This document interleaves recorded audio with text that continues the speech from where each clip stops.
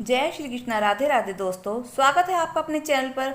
आज हम आपको अपनी वीडियो में बताने जा रहे हैं 2023 में निर्जला एकादशी कब है, शुभ मुहूर्त और निर्जला एकादशी का महत्व क्या है। तो दोस्तों, आप सभी जानते हैं ज्येष्ठ मास के शुक्ल पक्ष की एकादशी को निर्जला एकादशी कहते हैं। सनातन धर्म में एकादशी व्रत का बहुत अधिक महत्व है और ज्येष्ठ मास में आने वाली शुक्ल पक्ष की निर्जला एकादशी का तो महत्व और भी ज़्यादा है। ज्येष्ठ मास में आने वाली दोनों ही एकादशियों का व्रत करना बहुत ही शुभ माना जाता है। तो दोस्तों, निर्जला एकादशी के दिन उपवास कर भगवान विष्णु की उपासना की जाती है, जिससे भक्तों को विशेष लाभ मिलता है और जीवन में आ रही सभी समस्याएं दूर हो जाती हैं। तो दोस्तों, पंचांग में बताया गया है कि एकादशी के दिन इस बार अत्यंत शुभ योग बन रहे हैं। इस दिन सर्वसिद्धि योग और रवि योग भी बन रहा है। सर्वसिद्धि योग सुबह 5:24 से सुबह 6 बजे तक रहेगा और रवि योग इतना ही समय रहेगा। तो दोस्तों, निर्जला एकादशी को कठोर व्रतों में गिना जाता है। ऐसा इसलिए क्योंकि इस दिन विशेष रूप से महिलाएं अपने परिवार की सुख समृद्धि के लिए बिना अन्न जल ग्रहण किए व्रत का पालन करती हैं। इस दिन गायत्री जयंती भी मनाई जाती है। निर्जल एकादशी का महत्व क्या है दोस्तों? जो लोग 24 एकादशी का व्रत नहीं रख सकते, नहीं कर पाते, उन्हें साल में एक बार निर्जला एकादशी का व्रत अवश्य करना चाहिए। ऐसा करने से सभी एकादशी व्रतों का फल मनुष्य को प्राप्त हो जाता है और परिवार में सुख समृद्धि का वास होता है। इसके साथ ही इस दिन भगवान विष्णु की उपासना करने से व्यक्ति को अक्षय पुण्य की प्राप्ति होती है। पूरा दिन भगवान विष्णु के नाम का जाप करें। जाप में बिताना होता है। किसी की चुगली आदि निंदा ना करें, ना ही किसी का दिल दुखाएं। तो निर्जला एकादशी के दिन बाल आदि ना कटवाएं और ना ही नाखून काटें। इस दिन वाद विवाद से भी दूर रहें। चावल का प्रयोग कदापि ना करें। इस दिन भगवान विष्णु को तुलसी दल अवश्य अर्पित करें। हो सके तो उस दिन तुलसी जी में जल ना दें, क्योंकि इस दिन तुलसी माता भी व्रत रखती हैं, वे भी निर्जल व्रत रखती हैं। इसलिए निर्जला एकादशी के दिन तुलसी जी को भी जल अर्पित ना करें। निर्जला एकादशी के व्रत के अनुसार महाभारत के समय एक बार पांडुपुत्र ने महर्षि वेदव्यास से पूछा। इस एकादशी को भीमसेनी एकादशी भी कहा जाता है। ब्रह्म वैवर्त पुराण के अनुसार भीम का अपनी भूख पर कोई नियंत्रण नहीं था, इसलिए उन्होंने सभी एकादशियों का फल देने वाले निर्जला एकादशी के व्रत का पालन किया। इसलिए इस एकादशी को भीमसेनी एकादशी भी कहते हैं। इसका नाम भीमसेनी एकादशी भी पड़ गया। निर्जला एकादशी में एकादशी के सूर्योदय से लेकर द्वादशी के सूर्योदय तक बिल्कुल भी जल ग्रहण ना करने का विधान है। इसलिए इस एकादशी को निर्जला एकादशी कहा जाता है। इस दिन निर्जल रहकर, मतलब ज्येष्ठ मास में तपती गर्मी में पूरी तरह से निर्जल रहकर, निराहार रहकर भगवान श्री विष्णु की पूजा करने से और मंत्रों का जाप करने से वर्ष भर की 24 एकादशियों का फल, संपूर्ण फल प्राप्त हो जाता है और भक्तों के मन की समस्त मनोकामनाएं भी पूर्ण होती हैं। लंबी आयु की प्राप्ति होती है और मोक्ष की प्राप्ति होती है। आज की वीडियो में हम आपसे बात करने वाले हैं ज्येष्ठ मास की निर्जला एकादशी कब है, एकादशी तिथि कब प्रारंभ हो रही है, कब समाप्त हो रही है, व्रत आपको कब धारण करना है और द्वादशी तिथि कब प्रारंभ होगी, कब समाप्त होगी, और निर्जला एकादशी व्रत का पारण आपको किस प्रकार से करना है, क्या दान करना है। तो देखिए, आप दान में क्या क्या कर सकते हैं। पंखा, छाता, बिस्तर, वस्त्र, आम और खरबूजे का विशेष रूप दान माना जाता है। इसे करने से विष्णु जी की विशेष कृपा प्राप्त होती है।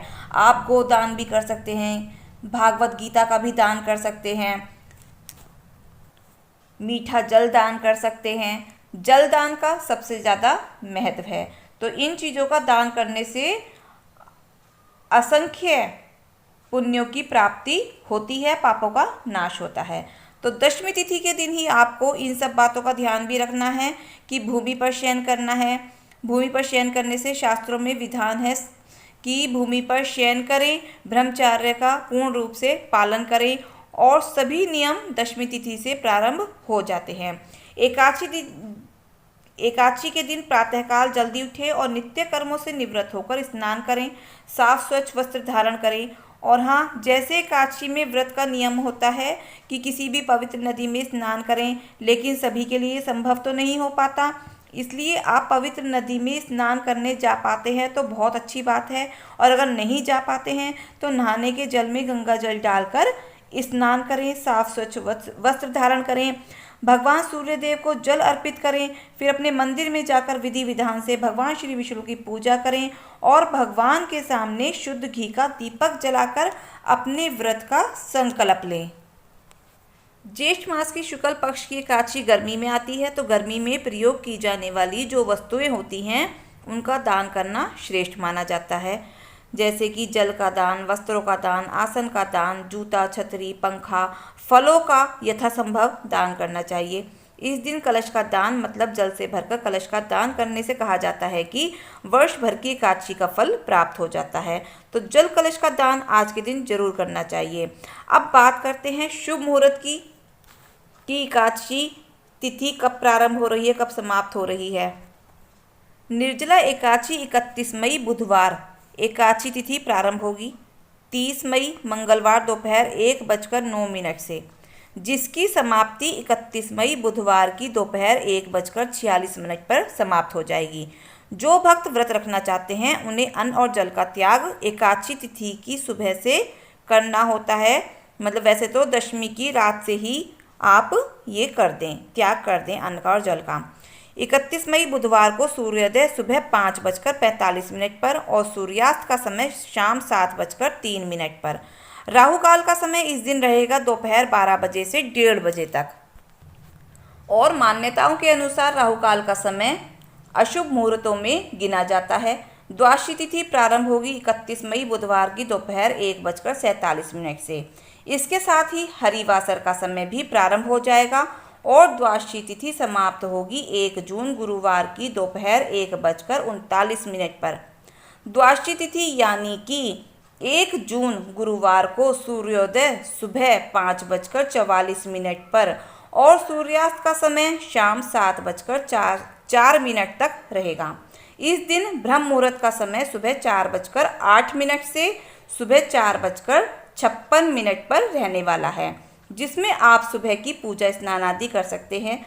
व्रत का पारण किया जाएगा यानी कि एकादशी का उपवास खोला जाएगा 1 जून की सुबह गुरुवार को 5:45 से लेकर 9:30 के बीच में। तो आप एकादशी व्रत का जब अपना पालन करेंगे ना, तो तुलसी दल से और गंगा जल से ही करें तो ज़्यादा श्रेष्ठ है। एकादशी का व्रत हमेशा शुभ मुहूर्त में ही खोलना चाहिए, तभी व्रत का पूर्ण फल प्राप्त होता है। चाहे एकादशी की तिथि दोपहर से प्रारंभ होती हो, लेकिन जो व्रत रखा जाता है वह सुबह से ही रखा जाता है और अगले दिन द्वादशी तिथि के सूर्योदय के बाद ये व्रत खोलना चाहिए। हरिवासर के समय कभी भी व्रत नहीं खोलना चाहिए और हरिवासर का जो समय होता है पहला 1/4 पहर यानी कि शुरुआत के 5-6 घंटे का समय होता है। निर्जला एकादशी व्रत को सबसे पहले कुंती पुत्र भीम ने किया था, इसी कारण इस एकादशी का नाम भीमसेनी एकादशी भी है। तो जो लोग पूरे वर्ष भर एकादशी का व्रत ना रख पाते हों, यदि साल में एक बार आने वाली इस निर्जला एकादशी व्रत के नियमों का पालन करते हुए इस व्रत को रखते हैं तो उन्हें साल भर की सभी एकादशियों के व्रत का पुण्य प्राप्त होता है। इस व्रत के प्रभाव से अगले पिछले सभी जन्मों के पापों का नाश होता है और अंत में मोक्ष की प्राप्ति होती है। क्या सभी के लिए उस दिन निर्जल रहना अनिवार्य है? तो देखिए, अपनी अपनी सामर्थ्य के अनुसार लोगों को इस व्रत को रखना चाहिए। यदि आपकी शारीरिक क्षमता ऐसी नहीं है कि आप बिना जल के इस व्रत को रख सकें, तो आप उसी प्रकार का संकल्प व्रत के दिन लें कि आप जल के साथ इस व्रत को धारण करना चाहते हैं, तब यह आपके लिए निर्जल नहीं रह जाएगा। मतलब कि आप अगर संकल्प लें कि मैं बिना जल के निर्जल व्रत रखना चाहती हूँ, तो आप उस दिन संकल्प लेंगे तो आप रह सकते हैं। अगर आप नहीं रह सकते तो आप ऐसा संकल्प ना लीजिए। जिस तरह आप और व्रत रखते हैं आप उस तरीके से ये व्रत भी रख सकते हैं। लेकिन जो लोग निर्जला रहकर उपवास करना चाहते हैं उन्हें सुबह से लेकर अगले दिन तक निर्जल रहना ही होता है। यदि संकल्प टूट गया, यानी कि आपने संकल्प लेकर व्रत प्रारंभ किया है और बीच में जल ग्रहण कर लिया है, तो व्रत आपका टूट जाएगा, मतलब खंडित माना जाता है। निर्जल व्रत को भी लोग दो तरीके से रखते हैं। एक तो पूरी तरह से जल का त्याग करके, दूसरा आचमन के जितना जल सुबह और शाम की पूजा के समय में ग्रहण करके। तो अगर आपकी सामर्थ्य हो तो निर्जल रहकर इस व्रत को रखें, या फिर सुबह और शाम केवल आचमन के जितना जल दाहिनी हथेली में चम्मच से 3 बार बूंदे जल की डालकर अपने हथेली से ग्रहण करके ये व्रत प्रारंभ कर सकते हैं। शाम की पूजा के बाद भी आप आचमन जितना जल ग्रहण कर सकते हैं, लेकिन बीच में आपको जल ग्रहण नहीं करना है। अगर आपको ज़्यादा ज़रूरत हो तो आप केवल पानी से कुल्ला कर सकते हैं। तो दोस्तों, अगर आपको जानकारी अच्छी लगी हो, वीडियो अच्छी लगी हो, तो प्लीज़ वीडियो को लाइक शेयर के साथ साथ सब्सक्राइब अवश्य करें।